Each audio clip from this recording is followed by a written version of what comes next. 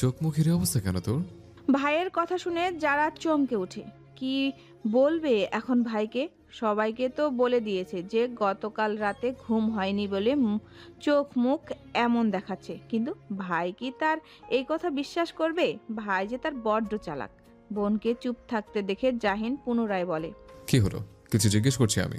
আসলে ভাইয়া গতকাল রাত্রে ভালো ঘুম হয়নি তো, তাই এমন দেখাচ্ছে।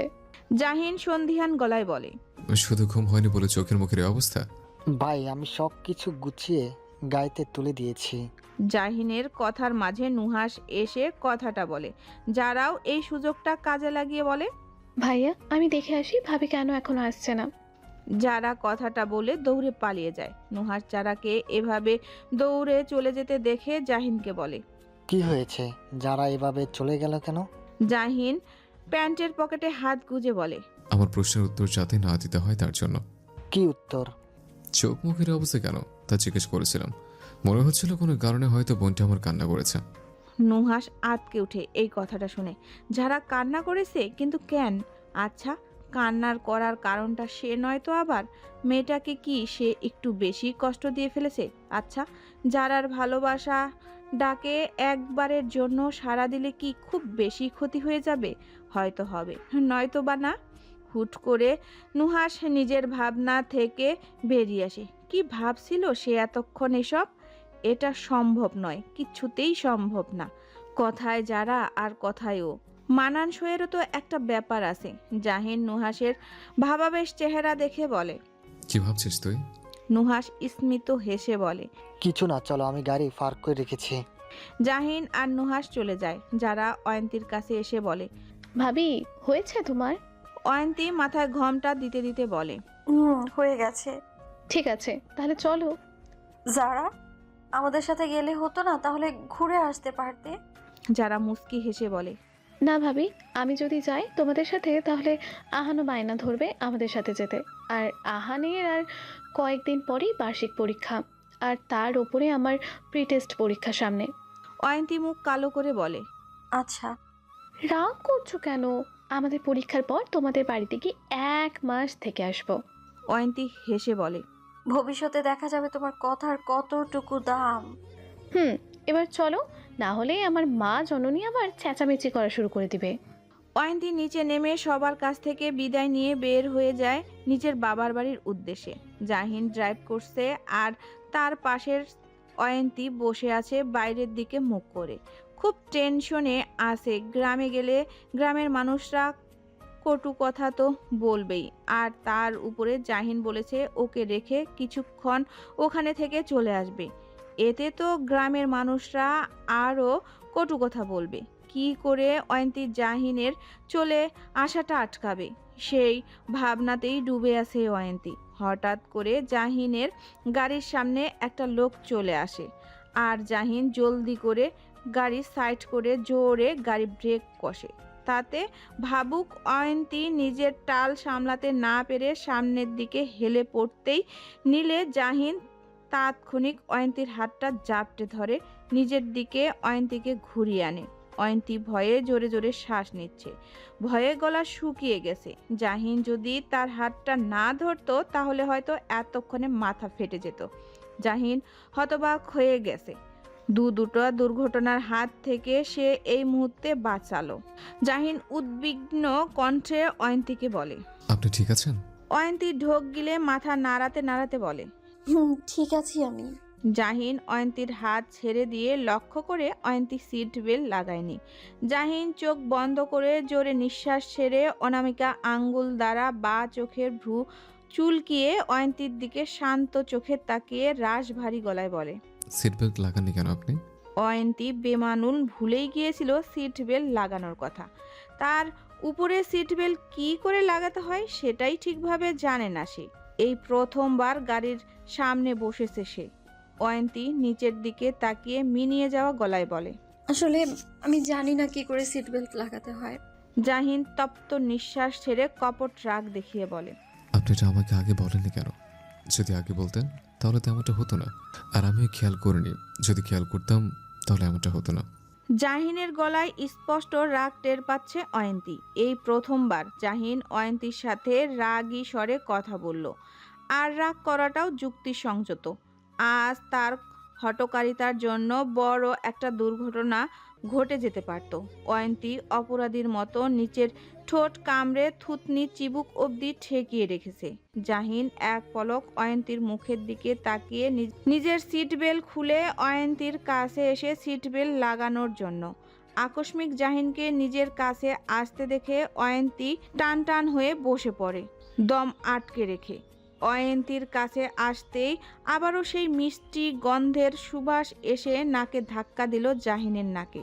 কেমন যেন মাদকতায় ভরা এই মিষ্টি ঘ্রাণে ইচ্ছে হয় এই মিষ্টি ঘ্রাণটা নিজের সারা অঙ্গে মেখে দিতে। জাহিন চটজলদি হাত বাড়িয়ে অয়ন্তীর সিট বেল্ট লাগিয়ে দিয়ে নিজের স্থানে এসে বসে শুকনো ঢোক গিলে নিজের সিট বেল্ট বেঁধে ড্রাইভ করায় মনোযোগ দেয়। হিয়া রাগে বসে দাঁতে দাঁত চেপে হাতে কলম নিয়ে খাতার সাদা কাগজে কলমের দাগ বসাচ্ছে খুব গভীরভাবে, যার দরুন খাতার পাতা ছিঁড়ে যাচ্ছে। আলেয়া বেগম রুমে ঢুকে মেয়েকে এমন করতে দেখে বিগ্র গলায় বলে, এসব কি করছিস হিয়া? মায়ের গলার স্বর শুনে হিয়া আবারও রেগে গিয়ে আরো জোরে জোরে কলম দিয়ে দাগ কাটতে থাকে। এবার আলেয়া বেগম মেয়ের পাশে গিয়ে চাপা গলায় বলে, কি হয়েছে? হিয়া ডুকরে কেঁদে উঠে মায়ের কোমর জড়িয়ে ধরে কান্না ভেজা গলায় বলে, মা, আমি জাহিন ভাইয়ের পাশে ওই মেয়েটাকে সহ্য করতে পারছি না। আমি আজকেই এই বাড়ি ছেড়ে চলে যেতে চাই। আমি শত চেষ্টা করলেও এবার কিছু হবে না, কারণ জাহিন ভাই যে এখন বিবাহিত আর ভালোবাসা জোর করে পাওয়া যায় না। আমি না হয় জাহিন ভাইকে দূর থেকে ভালোবেসে যাব, জানি মেনে নিতে কষ্ট হবে, কিন্তু ধীরে ধীরে সবটা সয়ে যাবে। আর অয়ন্তী, ওর তো কোনো দোষ নেই। বিয়ে হওয়ার তো কথা ছিল রিহানের সাথে, কিন্তু রিহান পালিয়ে যাওয়াতে জাহিন ভাই বিয়েটা করতে বাধ্য হয়েছে। আর জন্মমিত্র বিয়ে 3 বিধাতা নিয়ে, হয়তো আল্লাহ আমার জন্য আরও ভালো কিছুর ব্যবস্থা করে রেখেছেন। আলেয়া বেগম মেয়ের মাথায় স্নেহের হাত বুলিয়ে বলে, শান্ত হ মা, এভাবে কান্না করিস না, তাহলে যে শরীর খারাপ করবে। হিয়া মায়ের কাছ থেকে সরে এসে বসা থেকে উঠে ব্যাগ নিয়ে কাপড় গোছাতে গোছাতে বলে, চলো আমরা আজকেই চলে যাই আমাদের বাসায়। এখানে থাকলে আমি অসুস্থ হয়ে যাব। আলেয়া বেগম অবাক চোখে তাকিয়ে মেয়েকে দেখছে। রাত পর্যন্ত প্রতিশোধ নিবে অয়ন্তীর কাছ থেকে বলে বেরিয়েছে। হঠাৎ করে মেয়েটার হলো কি? অবশ্য হিয়া যথেষ্ট ম্যাচিউর, তাই হয়তো রাগের বশে এসব আগে বলে ফেলেছে। হিয়া কাপড় একা নিজেই গুছিয়ে বলে, চলো মা। কথাটা বলে লাগেজ টানতে টানতে ঘর থেকে বেরিয়ে আসে। হিয়া লাগেজ নিয়ে ড্রয়িং রুমে আসে। ড্রয়িং রুমে বসে আজহার শেখ খবরের কাগজ পড়ছিলেন। ভাগ্নিকে এভাবে দেখে বসা থেকে উঠে বলে, এ কি হিয়া, তুমি ব্যাগ নিয়ে কোথায় যাচ্ছ? ছোট মামা, বাড়ি চলে যাচ্ছি। এত তাড়াতাড়ি কেন? এমনি মামা, ভালো লাগছে না। আজহার শেখ ভাগ্নির কাছে এসে মাথায় হাত বুলিয়ে বলে, যা হওয়ার হয়ে গেছে মামা, এটা নিয়ে পড়ে থাকলে হবে না। তোমার বাকি জীবনটা পড়ে রয়েছে, সেটা উপভোগ করো। আবেগে বেশে ছোটোখাটো ভুল হতেই পারে, তাতে এভাবে ভেঙে পড়লে চলবে? হিয়া কান্না আটকে বলে, ভেঙে পড়িনি মামা। যারা সবেমাত্র গোসল করে নিচে নেমেছে, চুল থেকে এখনো টপ টপ করে পানি পড়ছে। হিয়াকে ব্যাগ সমেত দেখে বলে, এই কি হিয়া আপু, ব্যাগ নিয়ে কোথায় যাচ্ছ?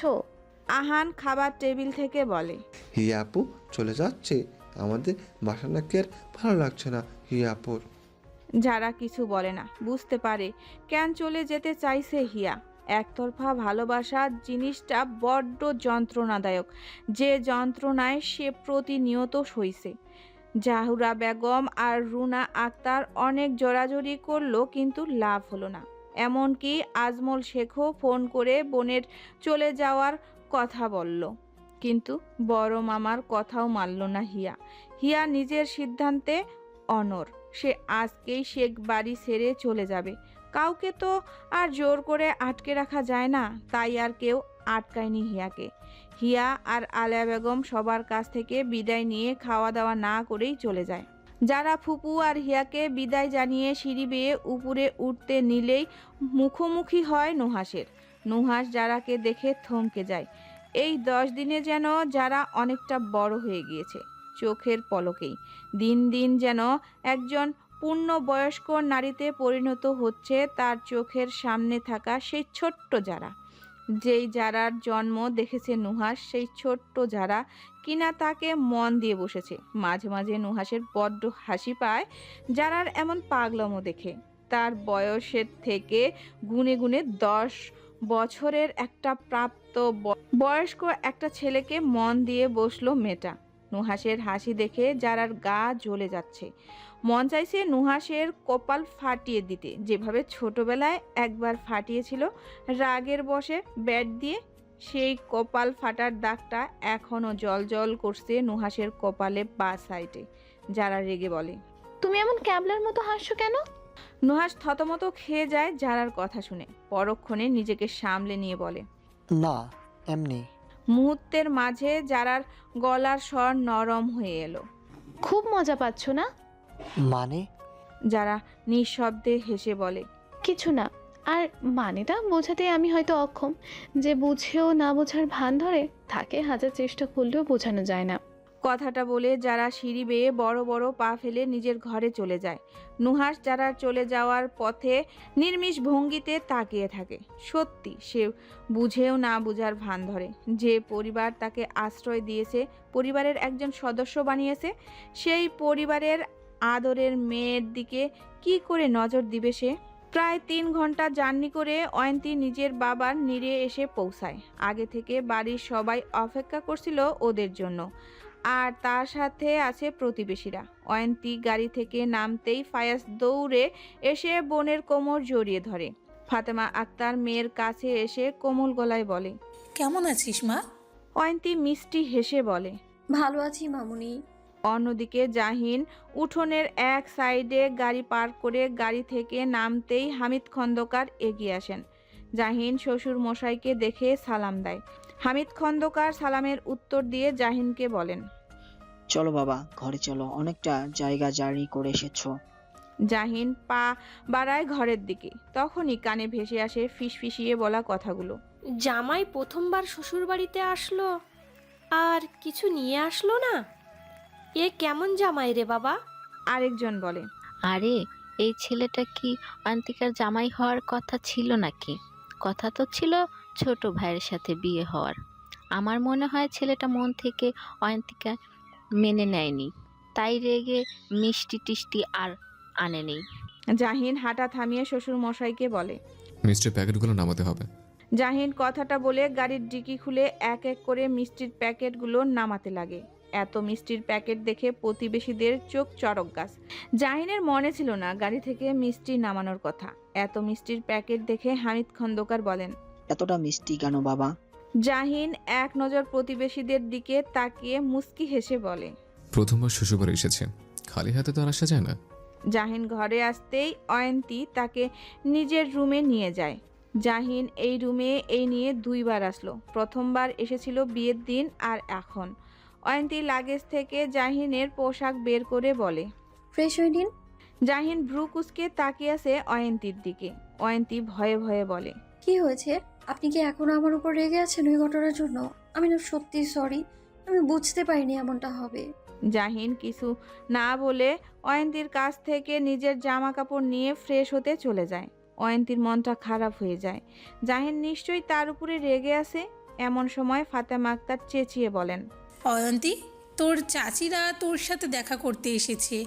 অয়ন্তী বসার ঘরে আসতেই একজন মহিলা বলে ওঠেন, কি রে অয়ন্তী, কেমন আছিস? আর জামাই কোথায়? উনি ফ্রেশ হতে গেছেন। তা বলছিলাম, জামাই মেনে নিয়েছে তো তোকে? এভাবে বিয়ে শাদী হলে তো আবার ছেলেরা মেনে নেয়। ফাতেমা আক্তার বলেন, না না, জাহিন এমন ছেলে নয়। আর একজন ঠাট্টার ছলে বলে, সে তো আমরা আর ভেতরে ঢুকে দেখিনি কার মনে কি আছে। আরও নানা রকমের কথাবার্তা বলেন তারা। অয়ন্তী চুপচাপ দাঁড়িয়ে আছে। সে জানতো এমন পরিস্থিতির মুখোমুখি হতে হবে তাকে। এর কিছুক্ষণ পরেই জাহিন অয়ন্তীকে খুঁজে বসার ঘরে আসে। জাহিনকে দেখেই একজন মহিলা বলেন, এই তো আমাদের জামাই চলে এসেছে। তা জামাই ভালো আছো? জাহিন মুস্কি হেসে বলে, জি আলহামদুলিল্লাহ ভালো আছে। তা বসো, একটু আমাদের সাথে কথাবার্তা বলো। জাহিন অয়ন্তীর দিকে তাকায়। অয়ন্তীর চেহারা দেখেই বুঝতে পারছে এখানে নিশ্চয়ই এই মহিলারা কিছু বলেছে, যার জন্য মেয়েটা এভাবে কাঁচুমাচু হয়ে দাঁড়িয়ে আছে।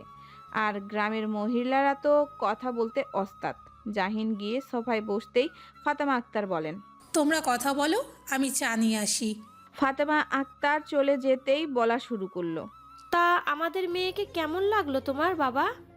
পছন্দ টছন্দ হয়েছে তো? যেভাবে তোমাদের বিয়েটা হয়েছে তাতে তো এক্কেবারে গ্রামে হিড়িক পড়ে গেছে। সবাই এক কথাই বলছে হামিদ মাস্টারের মেয়ের এমনভাবে বিয়ে হয়েছে যা গ্রামে আগে কখনো ঘটেনি। আর ঘটবেই বা কী করে? সবার কপাল তো আর ওর মতো নয়। জাহিন নিচের দিকে তাকিয়ে কিছু একটা ভেবে বলে, আপনি একটু আগে আমাকে প্রশ্ন করেছিলেন জয়ন্তীকে আমার কেমন লেগেছে, তাই তো? তো তার উত্তরটা আমি দিই। অয়ন্তীর প্রতিবেশী চাচিরা জাহিনের কথায় কিছুটা অবাক হয়। জাহিন ঠোঁটের কোণে হাসি রেখে বলে, বিশ্বাস করুন অয়ন্তীকে আমার কাছে একেবারে নরম মোমের মতো লেগেছে, যাকে স্পর্শ করলে আমার উত্তাপ পেয়ে গলেছে। এখন বলুন, সেই নরম মোমের মতো মেয়েকে কি পছন্দ না করে থাকা যায়? আর তার উপর 3 কবুল পরে বিয়ে করেছে, সে 3 কবুলের তো একটা মর্যাদা দিতে হবে, তাই না? তাই বলছে আমাদের সম্পর্ক নিয়ে এত মাথা ঘামাতে হবে না আপনাদের, বুঝলেন? অয়ন্তী হা করে জাহিনের দিকে তাকিয়ে আছে। এই লোক কি বলছে এসব সবার সাথে? লজ্জা শরমের মাথা খেয়েছে নাকি? আর স্পর্শ করলেও ওনার উত্তাপ পেয়ে গলে যায় মানে? এখনো তো ঠিক মতো স্পর্শই করেনি তাকে, গোলা তো দূরের কথা। জাহিনের মুখে এমন কথা শুনে একজন আরেকজনের মুখের দিকে হতবাক হয়ে তাকিয়ে আছেন। জাহিনের কথাটা ঠিক তাদের বোধগম্য হচ্ছে না। একটা ছেলে যে তার পছন্দের কথা এভাবে প্রকাশ করতে পারে তারা সেটা জানতো না। জাহিন ঠোঁট টিপে হেসে গলা ঝেড়ে বলে, আর কি কোনো কথাবার্তা বলবেন আপনারা আমার সাথে? আমার আবার কথাবার্তা বলতে ভালোই লাগে। আসলে কি বলুন তো, রাজনীতি করি তো, রাজনীতির মাঠে ভাষণ দেওয়া আর কথা বলাটা আমি খুব ভালো করেই জানি। সে যে ধরনের কথাই হোক আমি সব কথাতে 100তে 100। একজন মহিলা হতভম্ব হয়ে বলে, না বাবা, আর কোনো কথাবার্তা নেই তোমার সাথে। জাহিন বসা থেকে উঠে দাঁড়িয়ে বলে, ঠিক আছে, তাহলে আমি ভেতরে যাই। আর আমি যাওয়ার পর আপনারা পুনরায় আলাপ আলোচনা করতে পারেন আমাকে নিয়ে, আমি তো কিচ্ছু মনে করবো না।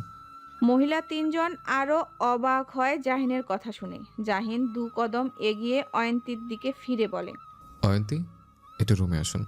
অয়ন্তী রোবটের মতো জাহিনের পেছন পেছন চলে যায়। জাহিন আর অয়ন্তী চলে যেতেই একজন মহিলা বলে ওঠেন, আরে এই ছেলে তো দেখি বড্ড মুখ পাতলা মানুষ। আরেকজন বলে ওঠেন, একদম ঠিক বলেছ। এই ছেলের সামনে বেফাস কোনো কথা বললেই নিজেদের মান সম্মান নিয়ে টানাটানি শুরু হয়ে যাবে। ফাতেমা বেগম চায়ের ট্রে নিয়ে এসে টেবিলের উপর রেখে ভাবিদের মুখের এমন হতবিলম্ব অবস্থা দেখে বলেন, কি হয়েছে? কি আর হবে, তোমার মেয়ের জামাই 100তে 100। ফাতেমা আক্তার মুস্কি হাসি দিয়ে চা এগিয়ে দেয়। বুঝতে পেরেছে জাহিন নিশ্চয়ই একেবারে ওদের মুখে ঝামা ঘষে দিয়েছে। অয়ন্তী রুমের ভেতরে ঢুকে নিচু গলায় বলে, কেন ডেকেছেন? জাহিন ব্যাগ থেকে ল্যাপটপ বের করতে করতে বলে, এমনি ডেকেছে। অয়ন্তী ক্ষীণ গলায় বলে, এমনি কেউ ডাকে? জাহিন অয়ন্তীর দিকে পূর্ণ দৃষ্টি নিক্ষেপ করে বলে, আমি ডাকি। আর আমাকে এখানে নিয়ে আসার মূল কারণ হলো ওখানে যাতে আর অস্বস্তিতে না পড়তে হয়, তার জন্য। মুখ ফুটে কিছু বলতে পারবেন না, তাই এখানে নিয়ে আসলাম। অয়ন্তী অভিভূত হয়ে জাহিনের দিকে তাকালো। জাহিন তাকে নিয়ে এতটা ভাবে, তাদের তো মাত্র কয়েকদিন হলো পরিচয় হলো, আর তাতেই জাহিনের এত চিন্তা তাকে নিয়ে। জাহিন ল্যাপটপ হাতে নিয়ে টেবিলের উপরে রেখে চেয়ারে বসে। অয়ন্তী নিজেকে খুব ভাগ্যবতী মনে হচ্ছে, কিন্তু আদৌ কি জাহিন তার মতো একটা মেয়েকে ডিজার্ভ করে? তাদের মাঝে তো আকাশ পাতাল তফাৎ। অয়ন্তী এসব চিন্তা করে তপ্ত নিঃশ্বাস ছেড়ে বলে, খাবেন না? জাহিন কাজ করতে করতে বলে, একটু পরে খাবো। কিন্তু বেলা তো গড়িয়ে যাচ্ছে, আর একটু পরে সন্ধ্যা হয়ে যাবে। আপনি যান, আমি আসছি। অয়ন্তী চলে যেতে নিলে আবারও ফিরে আসে। জাহিন অয়ন্তীকে আবারও আসতে দেখে বলে, কিছু বলবেন? আসলে বলছিলাম, আপনি কি চলে যাবেন খাওয়া দাওয়া করে? জাহিন ল্যাপটপের দিকে নজর রেখে বলে, কি মনে হয় আপনার? প্লিজ আজকের রাতটা থেকে যান। যদি এভাবে চলে যান তাহলে বাবার মামনি খুব কষ্ট পাবে। জাহিন ঘাড় বাঁকিয়ে অয়ন্তীর দিকে ফিরে শীতল গলায় বলে, আপনি কষ্ট পাবেন না অয়ন্তী? অয়ন্তী হকচকিয়ে উঠল জাহিনের মুখে আকস্মিক এমন কথা শুনে। কি উত্তর দিবে জাহিনের প্রশ্নে এবার সে? আর সত্যি কথা বলতে অয়ন্তী ভীষণ কষ্ট পাবে জাহিন যদি এভাবে চলে যায়। কিন্তু অয়ন্তী মুখ ফুটে কিছু বলতে পারছে না। জাহিন পুনরায় বলে, কি হলো বলুন, আপনি কষ্ট পাবেন না আমি চলে গেলে? অয়ন্তী মাথা নিচু করে ঠোঁট কামড়ে ধরে চোখ বন্ধ করে আস্তে করে বলে, কষ্ট পাবো। জাহিন জিহ্বা দ্বারা ওষ্ঠদ্বয় ভিজিয়ে অধর কোণে হাসি রেখে বলে, তাহলে তো যাওয়া সম্ভব নয়। যে কাজটা স্বামী করলে স্ত্রী কষ্ট পাবে, সে কাজটা কি স্বামী করতে পারে বলুন? যাব না আমি, আজকে রাতটা এখানেই থাকবো। তাই এত চিন্তা করে মাথার প্রেশার ক্রিয়েট করবেন না। অয়ন্তী জাহিনের কথা শুনে মুগ্ধ নয়নে তাকিয়ে রইল জাহিনের পানে। এই লোকটা এত ভালো কেন? তাকে এত কেয়ার করে কেন? জাহিন পুনরায় বলে, আপনি গিয়ে খাবার সার্ভ করেন, আমি আসছি। অয়ন্তী বলে চলে যায়। অয়ন্তী চলে যেতেই জাহিন হাতের কুনোয় টেবিলের উপরে রেখে 4 আঙ্গুল ঠোঁটের উপরে রেখে সশব্দে হেসে ওঠে। অয়ন্তী এসে দেখে যারা এসেছিল তারা চলে গিয়েছে। হামিদ খন্দকার বাজারে গেছে আরও কিছু জিনিস কিনে আনার জন্য, আর ফায়াজ গ্রামের ছেলেদের সাথে খেলায় মগ্ন। অয়ন্তী রান্নাঘরে দিকে ফাতেমা আক্তার তরকারি গরম করছে মাটির চুলায়। অয়ন্তী মামুনির কাছে এসে বলে, মামুনি খাবার দিয়ে ফেলো। দাঁড়া মা, গোস্তের তরকারিটা গরম হয়ে গেছে। তোরা আসতে এত দেরি করলি যে সব খাবার ঠান্ডা হয়ে গেছে। ঠিক আছে, তরকারিটা তুমি গরম দিয়ে নিয়ে এসো, আমি বরং প্লেটগুলো বের করি। অয়ন্তী রান্নাঘর থেকে বের হয়ে দেখে লিজা আসছে হাতে একটা ব্যাগ। লিজা অয়ন্তীকে দেখার সাথে সাথে দৌড়ে এসে অয়ন্তীকে জড়িয়ে ধরে বলে, কেমন আছিস বান্ধবী? অয়ন্তী লিজাকে নিজের কাছ থেকে সরিয়ে 2 হাত বুকে বেঁধে কপট রাগ দেখিয়ে বলে, এতক্ষণে আসার সময় হলো তোর? লিজা অনুরাগী গলায় বলে, রাগ করছিস কেন? বিবাহিত মহিলা, তোর দেবরের শার্ট ঠিক করার চক্করে দেরি হয়ে গেছে। অয়ন্তী ভ্রু কুঁচকে বলে, শার্ট? কিসের শার্ট? আরে ওই যে সারাফ ছেলেটার শার্টটা। ও, বোতামগুলো লাগিয়ে দিয়েছে কিন্তু লিপস্টিকের দাগটা ওঠেনি, তাই সুতো দিয়ে একটা ডিজাইন করে দিলাম। দেখি কেমন ডিজাইন করেছিস। লিজা বের করে অয়ন্তীর হাতে শার্টটা দেয়। অয়ন্তীর কারুকাজ দেখে চোখ ছোট ছোট করে লিজার দিকে তাকায়। লিজা অয়ন্তীর তাকানো দেখে আমতা আমতা করে বলে, এভাবে তাকাচ্ছিস কেন তুই? লাভ আকৃতির ডিজাইন বাবা। আরে এছাড়া কোনো ডিজাইন মাথায় আসেনি, তাই এটা দিয়েছে। আর দেখতে কিন্তু সুন্দর লাগছে, তাই না? বুঝলাম বুঝলাম। আচ্ছা বাদ দে এসব কথা, আগে বল গতকাল রাত্রে কি হলো? কথাটা বলে লিজা নিজের কাঁধ দ্বারা অয়ন্তীকে ধাক্কা দেয়। অয়ন্তী উদাস গলায় বলে, কি হবে? কিচ্ছু হয়নি। হবে হবে, ঠিক হবে, একটু ধৈর্য ধরো বালিকা। হয়েছে, এবার চল। বলেই দুজনে ঘরে চলে গেল। গোধূলি বেলা, সূর্য পশ্চিম আকাশে হেলে পড়েছে। আর কিছুক্ষণ পরেই শহরটা রাতের আধারে ডুবে যাবে। তার মাঝ দিয়েই রিহান হুডি আর মুখে মাস্ক পরে রাতে খাবারের প্যাকেট নিয়ে আপন মনে ফুটপাত ধরে হেঁটে যাচ্ছে। হঠাৎ করেই কারো সাথে ধাক্কা লেগে যাওয়াতে রিহানের হাত থেকে খাবারের প্যাকেট গিয়ে পড়ে পাশে থাকা ড্রেনের মাঝে। রিহান রেগে ফায়ার হয়ে বলে, এটা কি করলেন আপনি? দেখে চল। থেমে যায় রিহানের বুলি। তার সামনে দাঁড়িয়ে আছে গৌর রঙের এক যুবতী কন্যা। মেয়েটির চোখে মুখে ফুটে আছে ভয়ের ছাপ, আর জোরে জোরে ক্রমাগত নিঃশ্বাস নিচ্ছে। রিহানকে চুপ মেরে যেতে দেখে মেয়েটি চিকন গলায় বলে, সরি, আসলে আমি বুঝতে পারিনি। আসলে আমার হোস্টেলে আর 20 মিনিট পরে তালা দিয়ে দিবে, তো তাই এইভাবে দৌড়ে যাচ্ছিলাম। কিন্তু প্রতি মুখে যে আপনার সাথে এইভাবে ধাক্কা লেগে যাবে এটা বুঝতে পারিনি। রিহান হাঁ করে মেয়েটির দিকে তাকিয়ে আছে। দেখতে যেমন সুন্দরী ঠিক তেমনই গলার স্বরটাও একেবারে অপূর্ব মনে হচ্ছে। মেয়েটির গলা দিয়ে মধু বের হচ্ছে। এই মেয়েটিকে তো রিহানের চাই অন্তত প্রতি প্রহরে এমন মধুর গলার স্বর শোনার জন্য। রিহান আনমনে ডান হাত দিয়ে বুকের বাঁ পাশটা ধরে আস্তে করে বলে। ইস, মেয়েটি বলল। কিছু বললেন? বিশ্বাস করুন আমি সত্যি দুঃখিত। রিহান নিজের ঘর থেকে বের হয়ে আসে, আশপাশটা ঘাড় বুলিয়ে দেখে গম্ভীর গলায় বলে। সরি বললেই কি সব সমস্যার সমাধান হয়ে যাবে? এখানে জানেন কত টাকার খাবার ছিল? মেয়েটি দ্রুত গলায় বলে। কত টাকার খাবার ছিল এখানে? 100 টাকার খাবার হবে নিশ্চয়ই। আমি যেহেতু আপনার ক্ষতি করেছি তাহলে আমি এর ক্ষতিপূরণ দিচ্ছি, দাঁড়ান। বলেই তাড়াহুড়া করে ব্যাগের চেন খুলতে লাগলো। রিহান আহম্মকের মতো দাঁড়িয়ে আছে। মেয়েটা কি বলল? এখানে 100 টাকার খাবার আছে? মানে তাকে কি দেখে এমন মনে হয় সে 100 টাকার দিয়ে ডাল ভাত খাওয়ার মতো লোক? রিহান নিজের শ্বাস পোশাকের দিকে তাকায়। না, শ্বাস পোশাক তো ঠিকই আছে। তাহলে মেয়েটি রিহানের দিকে 100 টাকার নোট এগিয়ে দিয়ে বলে, এই নিন আপনার ক্ষতিপূরণ। রিহান হতবাক হয়ে বলে, আচ্ছা, আপনার কি মনে হয় এখানে 100 টাকার খাবার ছিল? তাহলে কত টাকার খাবার ছিল? মোট 800 টাকার খাবার ছিল। মেয়েটি চোখ বড় বড় করে বলে, কি 800 টাকার খাবার? জি, আমি আপনার কাছে টাকা চাইতাম না, কিন্তু আপনি টাকার গরম দেখালেন আমাকে। তো এই মুহূর্তে আমাকে 800 টাকা ফেরত দেন। মানে এখন? জি, এখন। কিন্তু আমার কাছে তো এত টাকা নেই এই মুহূর্তে। আমি অন্যদিন দেই টাকাটা। আমাকে বোকা পেয়েছেন? আপনাকে আমি ছেড়ে দেই আর আপনি এই সুযোগটা কাজে লাগাতে পারেন, যাতে পরে আর টাকাটা দিতে না হয়। বিশ্বাস করুন এই মুহূর্তে আমার কাছে এত টাকা নেই। রিহান কিছুক্ষণ চুপ থেকে মাথা নাড়িয়ে বলে, ওকে, আমার ফোন নাম্বারটা নিন। পরে যখন টাকা জোগাড় হবে তখন ফোন করে জানিয়ে দিবেন। আচ্ছা, তাড়াতাড়ি নাম্বারটা বলুন আপনার। মেয়েটি ফোন বের করে রিহানের নাম্বার তুলে। রিহান দু ভ্রু উপরে তুলে বলে, একটা মিস কল দিন আমাকে, যাতে পরে চিনতে পারি আপনাকে আমায় কল দিলে। মেয়েটি বোকার মতো রিহানকে মিস কল দেয়। রিহান কুটুলি হেসে বলে, ওকে, তাহলে টাকা জোগাড় হলে আমাকে ফোন দিয়েন। আচ্ছা, বাই দ্য ওয়ে, আপনার নামটা কি? মেয়েটি কয়েকক্ষণ চুপ থেকে বলে, পাপড়ি। পাপড়ি আমার নাম। পাপড়ি, নাইস নেম। আর আমার নাম রিহান।